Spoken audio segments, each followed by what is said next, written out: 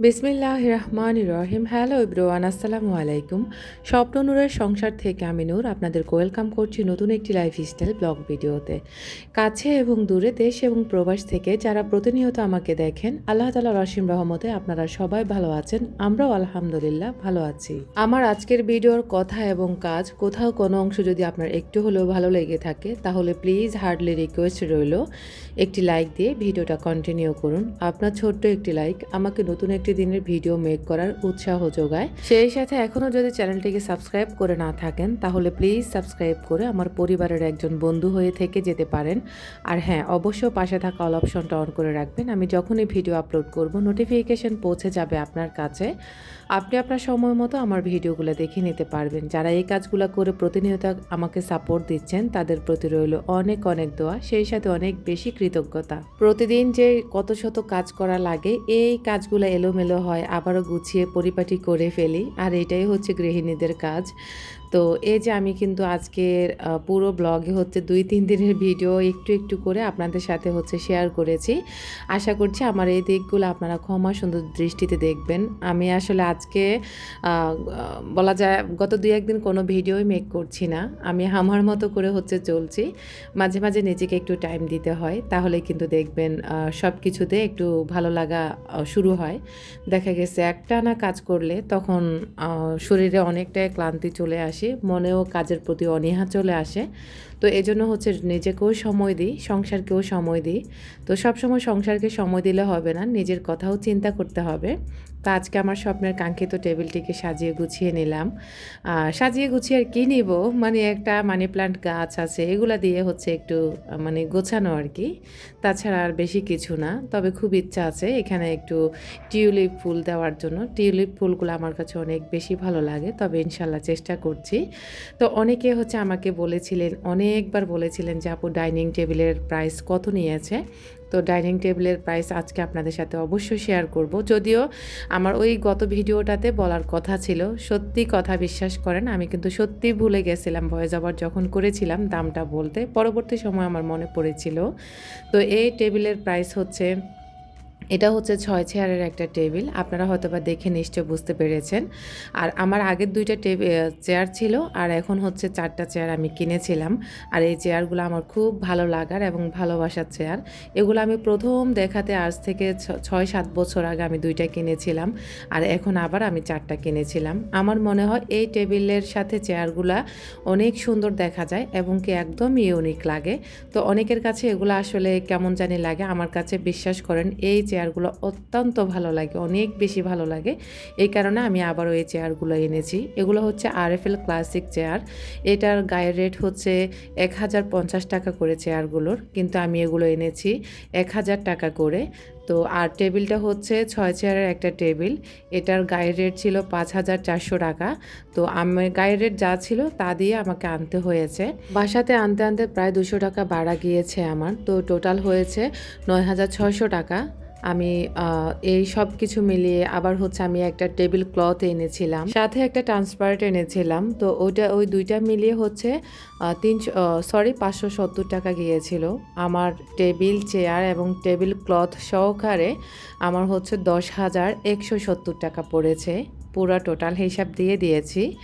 আর আপনারা যাদের হচ্ছে অনেকের প্রশ্ন ছিল, আসলে একটা টেবিল অনেকেরই স্বপ্ন, সেটা আমি বুঝতে পেরেছি। আমার মতো আপনাদের স্বপ্নগুলো অনেকেরই এখনও বাকি আছে। তবে ইনশাল্লাহ আপনাদের স্বপ্নগুলো আল্লাহ কবুল করবেন, তবে অবশ্যই মন থেকে চাইতে হবে। আলহামদুলিল্লাহ। এখন চলুন আপনাদের সাথে আমি আমার ভর্তা রেসিপিটি শেয়ার করে ফেলি। আশা করি যাদের হচ্ছে প্রয়োজন ছিল দামটা জানার, তারা হয়তো বা জেনে গেছেন বা আমি বলে দিয়েছি। টোটাল হিসাব একেবারে A to Z আমি সব কিছু বলে দিয়েছি। তো আর এই টেবিল ক্লথটা তো আমাকে হেলেন আপু দিয়েছে, আপনারা সবাই জানেন, অনেকেই জানেন বেশিরভাগ মানুষ। আর এটা এখন আমি বিছিয়ে রাখছি। এটা মাশাআল্লাহ অনেক সুন্দর একটা টেবিল ক্লথ আর কি। তো এখন আমি হচ্ছে আজকে টমেটো দিয়ে আর হচ্ছে বেগুন দিয়ে ভর্তা করব। আর এই ভর্তাটা আমার ঘরে এত পছন্দ সবার, মাশাআল্লাহ। মানে এটা খেতেও এত লোভনীয়, আমার এখনই জিভে পানি চলে আসছে। মানে যখনই বানিয়েছিলাম তখন তো খেয়েছি আমি। ভাই, ভর্তা বানালে আমার আর তর সহ্য হয় না, আমি কখন ভাত খেতে পারবো ওইটা আমার মানে মাথায় থাকে আর কি। তো ফাইনালি হচ্ছে আমি ভর্তাটা বানিয়ে নিলাম। আর ভর্তাটা কীভাবে বানিয়েছি হয়তোবা আপনারা দেখে বুঝেছেন। তেলের মধ্যে বেগুন আর হচ্ছে টমেটোগুলোকে ফ্রাই করে এনেছি। এগুলাকে হলুদ, মরিচ, লবণ মেখে তারপরে হচ্ছে ফ্রাই করেছি। আর এখন পেঁয়াজ, তারপর ধনেপাতা, সরিষার তেল, লবণ দিয়ে, শুকনো মরিচ দিয়ে ভালো করে একটু ঝাল দিয়েছি। ঝাল দিয়ে আমি হচ্ছে ভালো করে টমেটো আর হচ্ছে বেগুনগুলোকে মানে ছটকে নিয়েছি। ছটকে হচ্ছে একদমই ভর্তা করে ফেলেছি। আর এখন আমি 1 প্লেট ভাত নিয়ে বসে গেছি খেতে। আর আমার কাছে যে কী পরিমাণ মজা লাগতেছে বিশ্বাস করবেন না। এত মজার খাবার মানে মাংস হলেও মনে হয় আমি এত ভাত খেতে পারি না। আমি ভর্তা দিয়ে যতগুলা ভাত খাইতে পারি। তো যাই হোক ভাত খাবার শেষ হয়ে গেছে। এখন হচ্ছে বিকেলবেলা। আমার আরফানে অনেক রিকোয়েস্ট করতেছে বিশ্বাস করেন। আজকে কতটা দিন মানে বলতেছে যে আম্মু পুরি খাবো, পুরি বানাও ঘরের ভিতরে। তো আসলে আমি আসলে বললে অনেকে অনেক কিছু মনে করেন। তারপরেও বলতে হবে আমার রিয়েলিটি আমি রাখি। আমার লাইফে যা কিছু ঘটে তাই আপনাদের সাথে শেয়ার করি। কবে যে বাসায় নাস্তা বানিয়েছি বিশ্বাস করবেন না আমার নিজেরই মনে নেই। তো বাচ্চাটা এতবার করে বলতেছে যে পুরি বানানোর জন্য। তো গত 2 দিন আগে হচ্ছে বানাতে গেছি তখন দেখি যে তেল নেই এবং কি আটা নেই। তা আমার আসলে খুব খারাপ লেগেছিল তখন। তো যখন ওর বাবা তেল এনেছিল তখন হচ্ছে আমি তৎক্ষণাৎ হচ্ছে পুরিটা পরের দিনে বানিয়ে দিয়েছি। কারণ তেল থাকা অবস্থা যদি খাওয়া না হয় তাহলে কিন্তু আর খাওয়া হবে না। তো এগুলা হচ্ছে প্রতিটা মানুষের জীবনে কম বেশি ঘটে। আমার জীবনে ঘটে। আমি বলে দেখেই কি আমার অপরাধ? বলুন আপনারা। অনেকে অনেক কিছু মাইন্ড করেন। ভাই যাদের মাইন্ডে লাগবে তারা ইগনোর করবেন। আমার ভালো লাগে। আমার লাইফে যা কিছু ঘটে তাই আপনাদের সাথে শেয়ার করতে আমার একান্ত ব্যক্তিগত লাইফ আমি কিভাবে লিড করব সেটা একান্তই আমার মনে জানা আছে বা আমার ব্যক্তিগত ব্যাপার। এটা নিয়ে কারো এগোতে লাগলে আমার কোনো কিচ্ছু করার নেই ভাই। যাই হোক আপনাদের সাথে গল্প করতে করতে কিন্তু আমার পুরি ভাজা হয়ে গেছে। আর পুরিগুলা যে কী পরিমাণ ফুলেছে দেখেছেন নিশ্চয় আপনারা। আর আমি এই পুরিগুলা সাধারণভাবেই হচ্ছে আটাটা করেছি। অবশ্যই আপনাদের সাথে যেহেতু শেয়ার করতে পারিনি, কখনো যদি আবার বানাই ইনশাল্লাহ শেয়ার করে ফেলবো। তো মানে আমি হচ্ছে এখন পুরি বানিয়ে বাচ্চাদেরকে দিয়ে দেব। আর আমার মনে যে কী পরিমাণ ভালো লাগতেছে আজকে যে আমি কবে বাসায় বিকেলে নাস্তা বানিয়েছি আমার নিজেরই মনে নাই। হঠাৎ করে আজকে হচ্ছে একটু নাস্তা বানাতে ইচ্ছে করলো বা আরফানের আবদারটা রাখলাম আর কি। তো আসলে বাবা মা ছাড়া পৃথিবীতে সন্তানদের কেউই আপন হয় না। বাবা মা নিজে না খেয়ে হাজারো মানে ত্যাগ স্যাক্রিফাইস করে কিন্তু বাচ্চাদের মুখে হাসি ফোটাতে বা পারে আর কি বা চেষ্টা করে।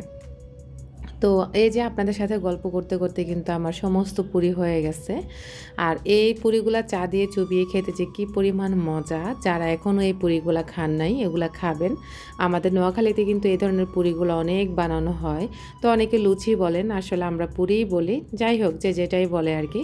আর এই পুরি বানাতে বানাতে এখন একটা দুর্ঘটনা ঘটে যাবে, নিশ্চয়ই আপনারা দেখে বুঝতে পেরেছেন। এই পুরিগুলা বানিয়ে বানিয়ে আমি চায়ের পাতিলের উপরে রেখেছি। আর চাগুলা কিন্তু আজকে ভীষণ মজা করে বানিয়েছিলাম, কারণ পুরি দিয়ে চুবিয়ে খাবে বাচ্চারা এই কারণে। তো চায়ের পাতিলের উপরে রেখেছি পুরির জালিটা। ওই পুরি রাখতে রাখতে এই হচ্ছে পাতিলটা কাত হয়ে পড়ে একদম টাটকা গরম চাগুলা আল্লাহ মাফ করছে আরাফে দাঁড়ায় ছিল, আমার হাতে একটুখানি পড়ছিল। আমার হাতে যদি পুরো হাতে পড়তো তাহলে কিন্তু আজকে আমার হাতটা পুড়ে যেত। তো এরকম অনাকাঙ্ক্ষিত অনেক ঘটনা ঘটে। ক্যামেরার পিছনে কিন্তু আড়ালে অনেক কিছু হয় প্রতিটা ব্লগারের সাথে। হয়তোবা কেউ শেয়ার করতে পারে, কেউ শেয়ার করতে পারে না, বা আমার ক্যামেরাটা অন ছিল বলেই হচ্ছে আপনাদের সাথে শেয়ার করতে পেরেছি। যদি অন না থাকতো তাহলে কিন্তু কখনোই হচ্ছে শেয়ার করা হতো না। এরকম কত দুর্ঘটনার সম্মুখীন যে হতে হয় একজন ব্লগারকে। শুধু এটা না, আমার সাথে কিন্তু অনেকবার কারেন্টের সাথে, তারপরে হচ্ছে চুলার সাথে অনেক ধরনের দুর্ঘটনা ঘটেছে। বা আবার অনেক সময় কাচের বোতল গ্লাস ভেঙে গেছে, ওটার মধ্যে হাত কেটে গেছে, পা কেটে গেছে, বা তেলের বোতল পড়ে গেছে, অনেকগুলো তেল পড়ে গেছে, অনেক অনাকাঙ্ক্ষিত ঘটনা ঘটে যায়। ক্যামেরার আড়ালে কত কিছু হয় সেটা তো আর আপনাদেরকে আসলে সবাই দেখায় না, বা আমিও দেখাই না সব কিছু। তো এরকম দুর্ঘটনার সম্মুখীন হতে হয় প্রতিনিয়ত। আর কতগুলা চা পড়েছে, আমার কিন্তু খুব খারাপ লেগেছিল। ওই মুহূর্তে আর দুধও ছিল না যে আবার বানিয়ে খাবো। ওদেরকে যেটুকু ছিল পাতিলে ওইটুকু ওদেরকে দিয়েছি। আর আজকে চা একটু বেশি করে বানিয়েছিলাম আমার হাজব্যান্ড সহ খাবো এজন্য, কিন্তু সে বাসায় ছিল না। তো ক্যামেরার আড়ালে হচ্ছে আমাদের সাথে কি ঘটে আপনাদের সাথে শেয়ার করেছি অল্প স্বল্প আকারে। তবে আসলে সব কিছু শেয়ার করতে পারিনি। ক্যামেরার সামনে আপনারা অনেক কিছু সাজানো গোছানো দেখেন, কিন্তু ক্যামেরার আড়ালে আড়ালে কি হয় সেটা আপনারা কেউই জানেন না। কারণ হচ্ছে একজন ব্লগার কত শত কষ্ট করে একটা ভিডিওর সৌন্দর্য বাড়ানোর জন্য, মানে কিভাবে সৌন্দর্য ফুটিয়ে উঠাবে ওইটা চেষ্টা করে সবসময় প্রতিটা ব্লগারই, শুধু যে আমি তা না। তারপরেও আমি আমার সংসারকে যেভাবে রাখি সেভাবে আলহামদুলিল্লাহ গুছিয়ে চলার চেষ্টা করি। বাচ্চারা যখন ছোট ছিল তখনও কিন্তু আমি এভাবে থাকার চেষ্টা করি, আর এভাবে থাকি বলে হচ্ছে এখন আর থাকতে পারি না এলোমেলো, এবং কি বাচ্চাদেরকে পর্যাপ্ত সময় আমি দিতে পারি না, এবং কি আমি নিজেকেও দিতে পারি না। আর এগুলা করতে করতে কিন্তু আমি নিজেই অসুস্থ হয়ে গেছি। আর এই যে এখন হচ্ছে ওদেরকে পুরি দিয়ে দিলাম টেবিলের উপরে। আমার আজকের ভিডিওটি আপনাদের কাছে কেমন লেগেছে জানি না। যদি ভালো লাগে তাহলে প্লিজ একটি কমেন্ট করে যাবেন। আপনাদের কমেন্ট আমার কাছে অনেক বেশি মহামূল্যবান। তো চা যেটুকু ছিল ওইটুকু ওদেরকে দিয়ে দিয়েছি। আমি পরবর্তী সময়ে খাবো। আজকের মতো এখানেই বিদায় নিচ্ছি।